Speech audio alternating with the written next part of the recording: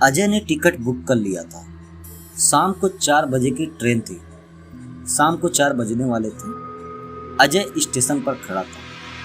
अपने पुराने दिनों की कुछ फोटो अपने मोबाइल में देख रहा था। तभी किसी लड़की की आवाज़ उसकी कानों में सुनाई पड़ी। अजय ने पीछे पलटकर देखा तो पीछे एक बेहद ही खूबसूरत, मासूम और लंबे बालों वाली लड़की खड़ी थी। मिर्जापुर के लिए ट्रेन कितने बजे तक आ जाएगी? उस लड़की ने अजय से पूछा। अजय ने 4 बजे का टाइम बताया और कहा कि मुझे लगता है थोड़ी लेट हो सकती है।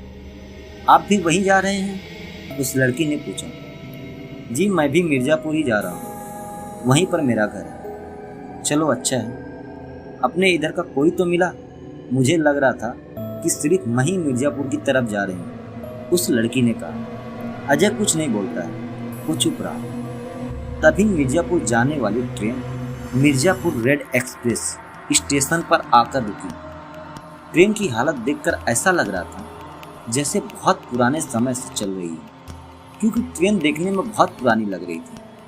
अजय और वो लड़की दोनों ट्रेन के अंदर चले गए और जाकर सीट पर बैठ गए। अजय को एक बात बहुत ही हैरान कर रही थी कि उस ट्रेन में, उस स्टेशन पर बैठने वाले सिर्फ 2 ही लोग थे, एक अजय और दूसरा वो लड़की।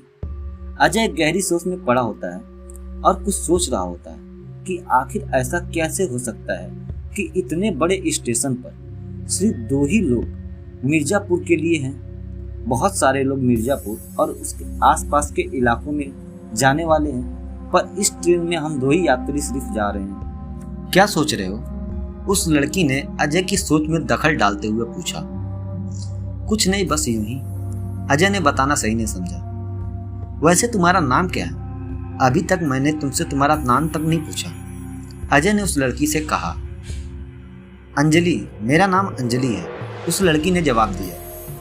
मैं अजय, यही गुजरात में एक बिजली विभाग में कर्मचारी हूँ, अजय ने अपना परिचय देते हुए कहा।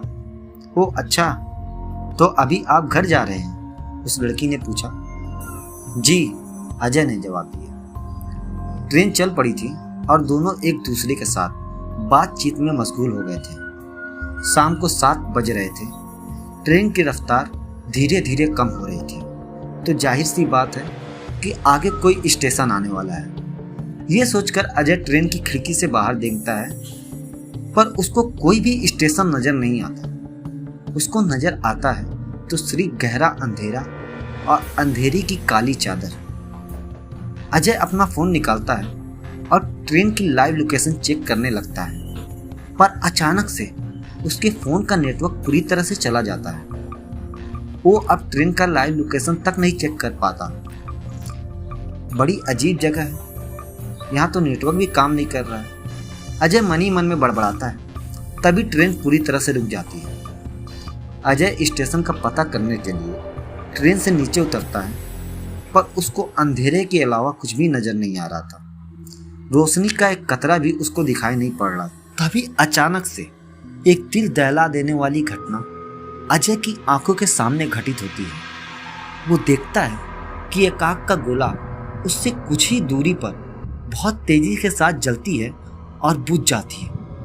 अजय जब तक कुछ समझ पाता, तब तक वही आग का गोला अजय से बस थोड़े ही पास दोबारा आके जलता है और तुरंत बुझ जाता है।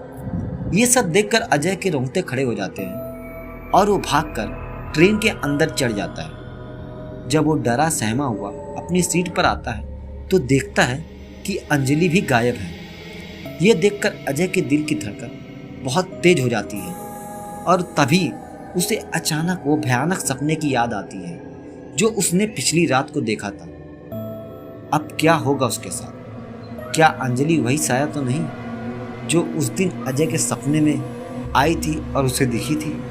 जानने के लिए बने रहिए हमारे साथ अगले भाग तक इस मज़ेदार और रोमांचक स्टोरी के साथ। उम्मीद करता आपको ये कहानी अच्छी लग रही होगी। कहानी अच्छी लगी तो कहानी को लाइक कर दे, एक प्यारा सा कमेंट कर दे। मैं अंसारी सुफियान आपसे फिर मिलता हूँ इसका अगला एपिसोड लेकर। जब तक के लिए अलविदा।